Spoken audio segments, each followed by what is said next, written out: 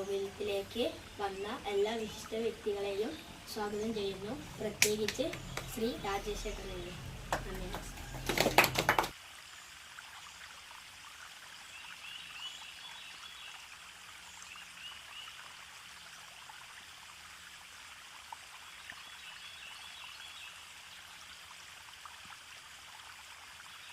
നമ്മൾ എന്ത് ചെയ്യണം? നമ്മുടെ സംസ്കാരം പഠിക്കണം. രാവിലെ എഴുന്നേറ്റാൽ ചെയ്യേണ്ടത് എന്താണോ അതുപോലെ നമ്മൾ പഠിക്കേണ്ടത്. വീട്ടിലെ അച്ഛൻ, അമ്മ, ജ്യേഷ്ഠന്മാരെ, മുതിർന്നവരെ അവരെ എങ്ങനെ നമ്മൾ ബഹുമാനിക്കണം, അതുപോലെ നമ്മൾ പഠിക്കേണ്ട കാര്യങ്ങൾ, അതുപോലെ വൈകുന്നേരത്ത് വിളക്ക് കത്തിച്ചിട്ട് നാമം ചൊല്ലണം. അതുപോലെ ഓരോരോ ദിവസം ചെയ്യേണ്ട കാര്യങ്ങളുണ്ട്. അപ്പം ഇങ്ങനത്തെ കാര്യങ്ങൾ നമ്മൾ പഠിച്ച് മനസ്സിലാക്കി നല്ല യുവാക്കളായിട്ട് വളർന്നു വരണം. എന്നാലാണ് നമ്മുടെ രാഷ്ട്രം നന്നാവുള്ളൂ. അപ്പോൾ അതാണ് ബാലഗോകുലത്തിൻ്റെ ഒരു ലക്ഷ്യം. അപ്പോൾ നമ്മൾ ചെയ്യേണ്ടത് എന്താണെങ്കിൽ നമ്മൾ സ്ഥിരമായിട്ട് വരിക, ബാലഗോകുലത്തിൽ നിന്ന് മനസ്സിലാക്കുന്ന കഥകൾ, മറ്റുള്ള അറിവുകൾ, മറ്റുള്ള കാര്യങ്ങളൊക്കെ നമ്മൾ പഠിക്കുക. പിന്നെ നമ്മുടെ വീടിൻ്റെ ചുറ്റുവട്ടത്തുള്ള കുട്ടികളെ, ആൺകുട്ടികളും പെൺകുട്ടികളും എല്ലാവർക്കും പങ്കെടുപ്പിക്കുക. അപ്പോൾ നമ്മൾ ചെയ്യേണ്ടത് നമ്മൾ വരിക, അടുത്ത പ്രാവശ്യം വരുമ്പോൾ നമ്മൾ ഒരാളെയും കൂടി കൂട്ടിക്കൊണ്ട് വന്നിട്ട് നമ്മുടെ ബാലഗോകുലം ഭയങ്കര ഉഷാറാക്കണം. അപ്പോൾ ബാലഗോകുലത്തിലൂടെ വേറെ കാര്യം എന്താ വെച്ചാൽ നമ്മളുടെ കലാവാസനകൾ, പാടാൻ, ഡാൻസ് ചെയ്യാൻ, വരയ്ക്കാൻ, അങ്ങനത്തെ പല ചിത്രകലകൾ, മറ്റുള്ള കാര്യങ്ങളൊക്കെ നമുക്ക് പഠിക്കാൻ പറ്റും. അപ്പോൾ അതിൻ്റെ ഒരു ഉദാഹരണം നിലനിൽക്കുകയാണ് നമ്മൾ രാജേഷിനെ നമ്മളിവിടെ വിളിച്ച് ആദരിക്കുന്നത്. അദ്ദേഹം ധാരാളം കാര്യങ്ങൾ ചെയ്തിട്ടുണ്ട് നമ്മുടെ സംസ്കൃതി. അനാമിക കന്നഡ പദ്യത്തിലാണ് എ ഗ്രേഡ് നേടിയിട്ടുള്ള സബ് ജില്ലയിൽ വളരെ നന്നായിട്ടുണ്ട്. കന്നഡ പഠിച്ചിട്ടുണ്ടോ? പിന്നെ ഒരു നാടൻ പാട്ടിലാണ്, എന്താ മലയപ്പുലിയാട്ടത്തിലാണ്, സംഘഗാനത്തിനാണ് ഫസ്റ്റ് എ ഗ്രേഡ് കിട്ടിയിട്ടുള്ളത്. ദർശ് സബ് ജില്ലാ തലത്തിൽ ക്ലേ മോഡലിങ്ങിലും മലയാളം പദ്യം ചൊല്ലിലും മികച്ച വിജയം.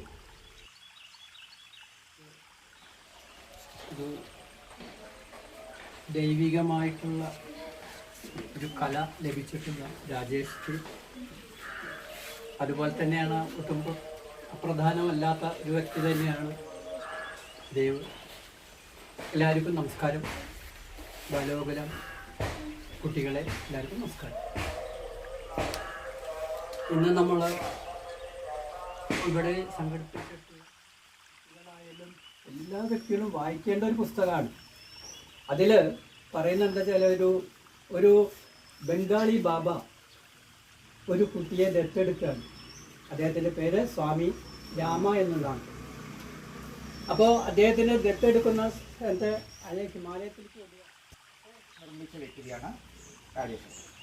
അപ്പം നിങ്ങളൊക്കെ ഓരോ ശില്പികളാണ്. നിങ്ങൾ നല്ല നല്ല മനുഷ്യശില്പങ്ങളാക്കി മാറ്റിയെടുക്കാൻ വേണ്ട ഒരു കുഞ്ഞ് ഗൃഹപാഠശാലയാണിത് ദാസമാഷിൻ്റെ നേതൃത്വത്തിൽ. എനിക്ക് വലിയ സന്തോഷം തോന്നുന്നുണ്ട്. മനുഷ്യനും ഒരു ശില്പം തന്നെയാണ്. നമ്മൾ രൂപം കൊണ്ട് മാത്രമേ ഇപ്പോൾ ശില്പമുള്ളൂ. നമ്മുടെ സംസ്കാരം കൊണ്ട്, നമ്മുടെ അറിവ് കൊണ്ട്, നമ്മുടെ കാഴ്ചപ്പാട് കൊണ്ട്, നമ്മുടെ ഭാവന കൊണ്ട്, നമ്മുടെ സൗന്ദര്യബോധം കൊണ്ട് നമ്മളൊക്കെ നല്ല ശില്പങ്ങളായിട്ട് മാറണം. ജീവനുള്ള ശില്പങ്ങൾ, ചലിക്കുന്ന ശില്പങ്ങൾ, വീഴാൻ പോകുന്നവനെ കൈ പിടിച്ചിട്ട് സഹായിക്കുന്ന ശില്പം, മനുഷ്യശില്പങ്ങളായിട്ട് നമ്മളൊക്കെ മാറണം. അതിനൊക്കെ പാകത്തിൽ നിങ്ങളെ വളർത്തിയെടുക്കുന്ന ഗംഭീരമായ ഒരു ശില്പശാലയാണ്. വലിപ്പത്തിൽ ചെറിയ അത്രയൊന്നും വലിപ്പമില്ലെങ്കിലും ഇത് ഈ ശില്പശാല കേട്ടോ.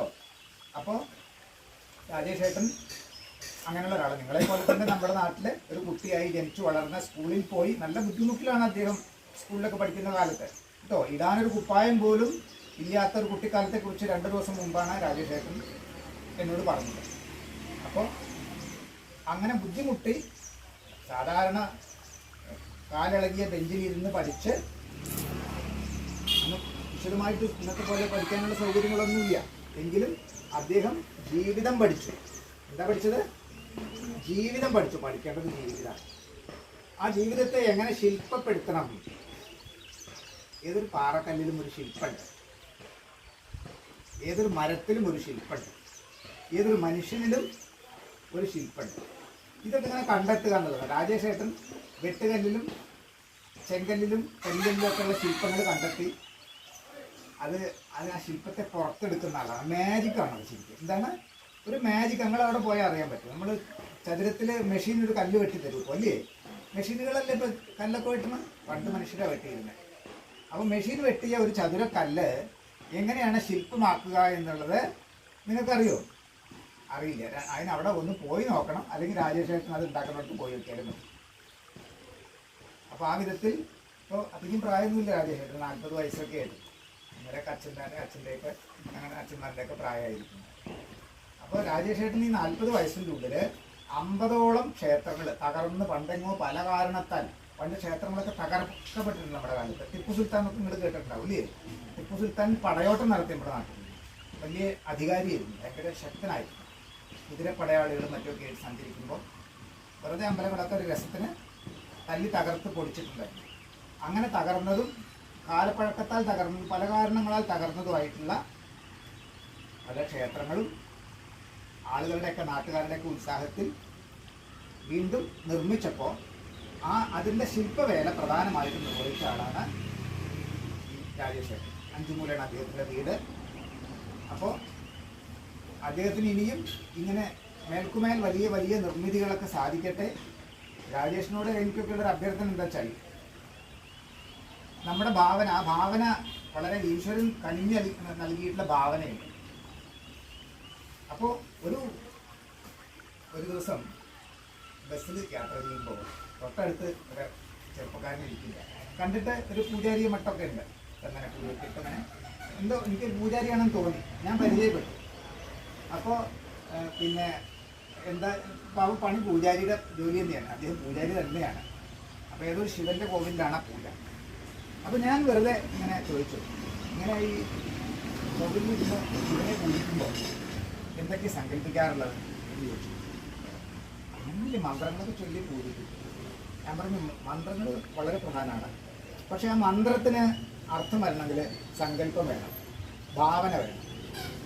അപ്പോൾ ഒരു ശിലാരൂപമാണ്, ഒരു കൊത്തിയെടുത്ത കല്ലിൻ്റെ രൂപമാണ് ശിവലിംഗത്തിന് അല്ലേ? പക്ഷെ ആ കല്ലൊക്കെ എവിടുന്ന കൊത്തിയെടുത്തിട്ടുള്ളത്? വലിയ പാറകളിൽ നിന്നാണ് കൊത്തിയെടുത്തിട്ടുള്ളത് അല്ലേ? അപ്പോൾ നമ്മളൊരു ശിവലിംഗത്തെ കാണുമ്പോൾ ഭൂമിയിലെ 300 കോടി വർഷങ്ങൾക്ക് മുമ്പ് രൂപം കൊണ്ട വലിയ പാറക്കെട്ടുകൾ, വലിയ മഹാശിലകൾ, പർവ്വതങ്ങളെ ഓർമ്മ വരണം വേണ്ടേ? ഓർമ്മ വരണം. അതാണ് ഭാവന. അതിനെയൊക്കെ പൂജിക്കാം. ഇപ്പൊ പ്രകൃതിയെ ഒരു ശില്പത്തെ എന്തിനാണ് ഭഗവാൻ കൃഷ്ണനെ പൂജിക്കുന്നത്? ജീവിതത്തിന്റെ ഏറ്റവും വലിയ ചൈതന്യമായിട്ടാണ് നമ്മൾ ശ്രീകൃഷ്ണനെ പൂജിക്കുന്നത് അല്ലേ?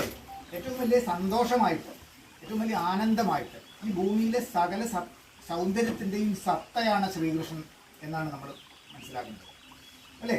അത് ഉന്മേഷത്തിൻ്റെ, സ്നേഹത്തിൻ്റെ, കൗശലത്തിൻ്റെ, കാരുണ്യത്തിൻ്റെ, എല്ലാ ചൈതന്യത്തിൻ്റെയും മൂർത്തിഭാവമാണ് കൃഷ്ണസങ്കല്പം.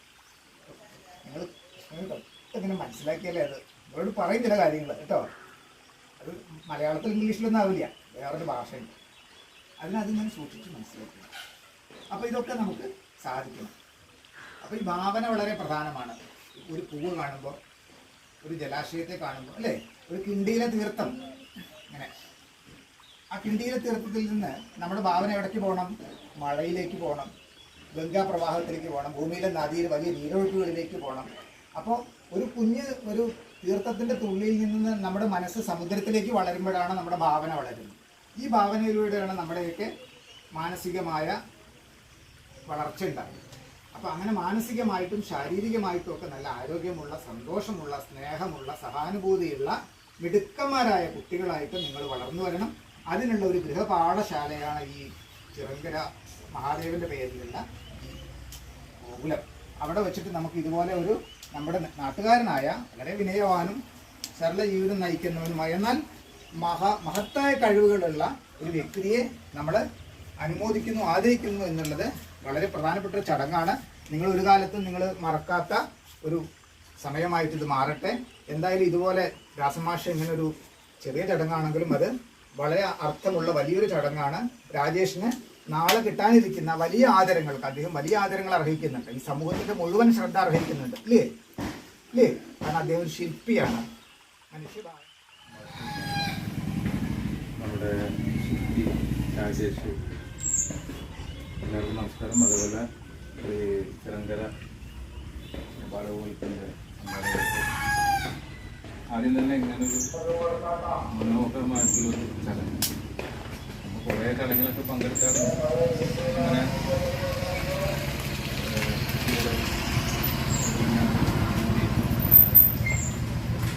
ഇങ്ങനത്തെ ഒരു ചടങ്ങിലേക്ക് രാജേട്ടനെ ഇടയ്ക്ക് ഇങ്ങനെ വിളിക്കുക.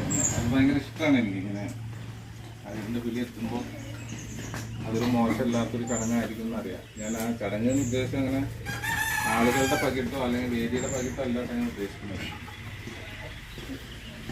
എനിക്ക് ഈ ഏരിയ പൊതുവെ ഈ സ്ഥലത്തെ കുറിച്ച് പറയുകയാണെങ്കിൽ ഭയങ്കര ഇഷ്ടമുള്ളൊരു സ്ഥലമാണ്. പ്രത്യേകിച്ചും പറഞ്ഞിട്ടുള്ള സിനിമ ഷൂട്ട് ചെയ്തിട്ടുണ്ട്. ഈ റോഡിൽ നിന്ന് പോയി കഴിഞ്ഞാൽ ഇവിടെ ഒരു തോടുണ്ട്.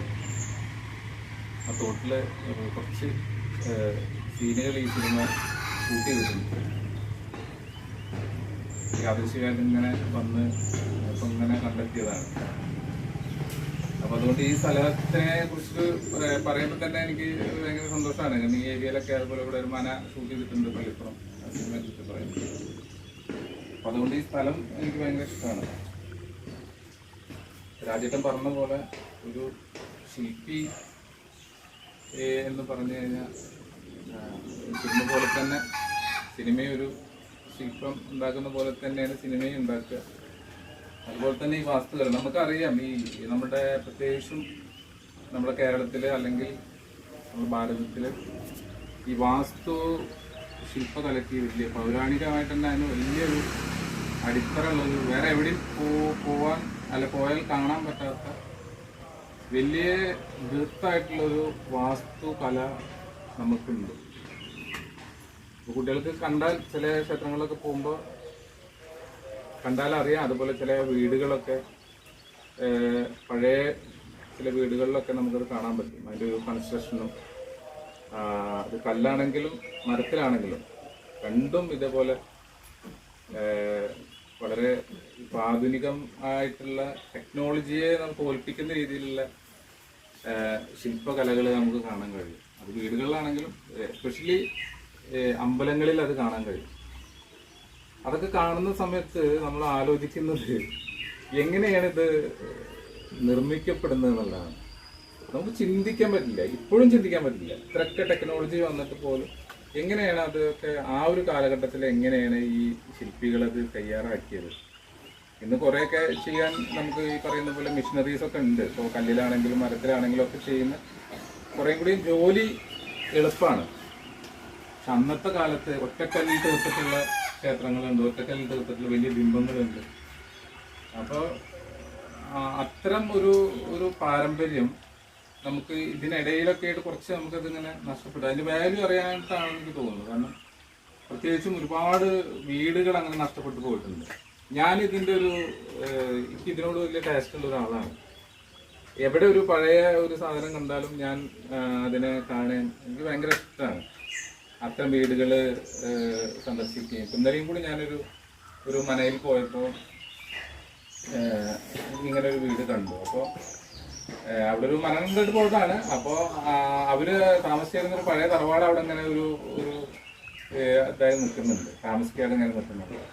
അപ്പം ഞാനെനിക്കത് കണ്ടപ്പോൾ അതിൻ്റെ ഒരു കൺസ്ട്രക്ഷനും കാര്യങ്ങളൊക്കെ ഒന്ന് കാണാതെ ഞാൻ പോകില്ല. കാരണം എൻ്റെ ഒരു ക്യാരക്ടർ അങ്ങനെയാണ്. ഞാനത് അങ്ങനെ ഇന്നാൾ മുതൽ അതിനോട് വലിയൊരു ടേസ്റ്റാണ്.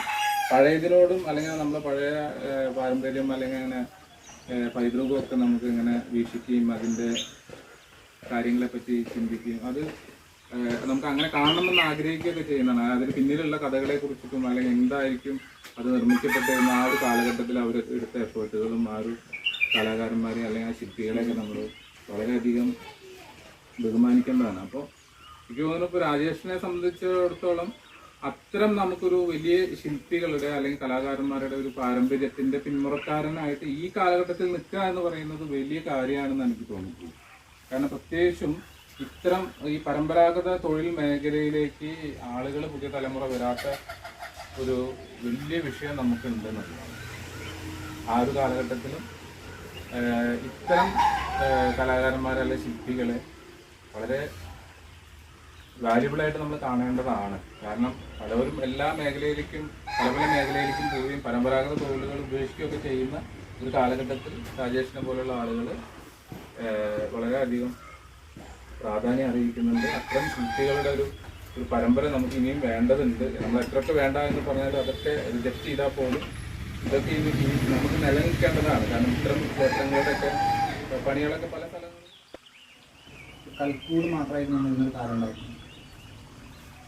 നമ്മുടെ സംഘത്തിലൊപ്പം വർക്ക് ചെയ്യുന്നതിനകത്ത് എങ്ങനെയെങ്കിലും ഈ ക്ഷേത്രം നിർമ്മിക്കുക എന്നുള്ളതായിരുന്നു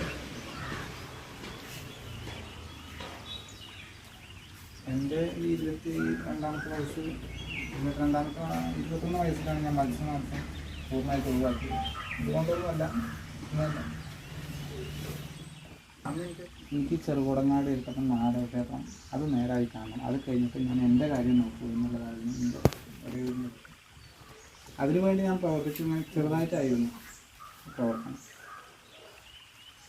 അങ്ങനെ ഇരിക്കുമ്പോഴാണ് ഒരു ദിവസം ഒരു സുപ്രഭാതത്തിൽ കുറച്ച് സാമൂഹിക രോഗികൾ വന്നിട്ട് നമ്മുടെ അമ്പലം കത്തിയിട്ടുണ്ട്. അങ്ങനെ ഇത് ആരെ കാണണം, ആരോട് പറയണമെന്ന് നമുക്ക് അന്നത്തെ വലിയൊരു അറിവൊന്നുമില്ല. അങ്ങനെയാണ് ദാസമാഷ എങ്ങനെ സംഭവം പറഞ്ഞു. അന്ന് ദാസമാഷ അവിടെ വന്നിട്ട് കുറച്ച് സംസാരിച്ചു. വളരെ ഹൈ പ്രഷറിൽ സംസാരിച്ചു. ആ ഒരു പ്രഷറാണ് ഇന്ന് ചിലപ്പം ഞാൻ ഇന്ന് ഇവിടെ നിൽക്കാൻ കാരണം. ദാസമാഷ ഓർമ്മ ഉണ്ടോയെന്ന് ചോദിച്ചാൽ എനിക്കറിയില്ല. അവിടുന്ന് അങ്ങോട്ടാണ് നമ്മുടെ അമ്പലം കത്തി കയറിയത്. അതാണ് എനിക്ക് ഇതിന് ഇപ്പോൾ പറയുന്നത് മാഷയെ കൊണ്ടൊരു അനുഗ്രഹം. അത് ഏത് വർഷം? അത് 2010 ആയിരിക്കും. 2010 2009 ആയിരിക്കും. മാഷക്കൊണ്ട് എനിക്കിപ്പോൾ ഇവിടെ ഒന്നും മാത്രമേ പറയാനുള്ളൂ. എനിക്ക് കുട്ടികളോട് വലിയവരോട് പറഞ്ഞ കാര്യമില്ല. നമ്മൾ എന്നും ബാലഗോകുലത്തിലുള്ള കുട്ടികളോടാവുകൊണ്ട് പ്രത്യേകിച്ച് പറയേണ്ട ആവശ്യമില്ല. എങ്കിലും ഞാൻ ചെയ്തു പോരുന്നൊരു കാര്യമുണ്ട്.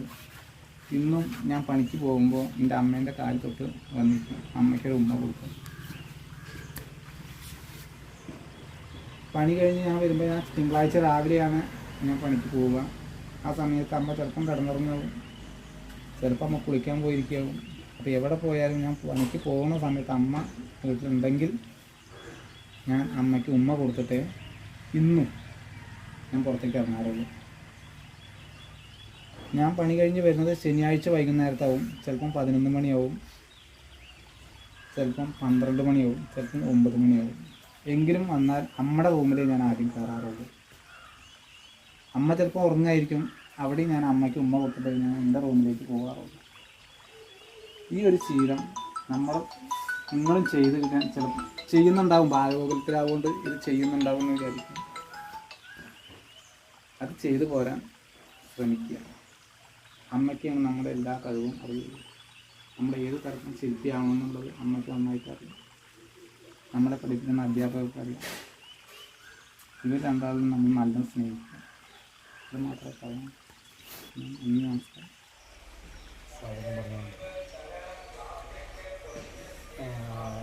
രാജേഷിനെ കുറിച്ച് നല്ലൊരു ഇതിലാണ് ഞാൻ പങ്കെടുത്തത്.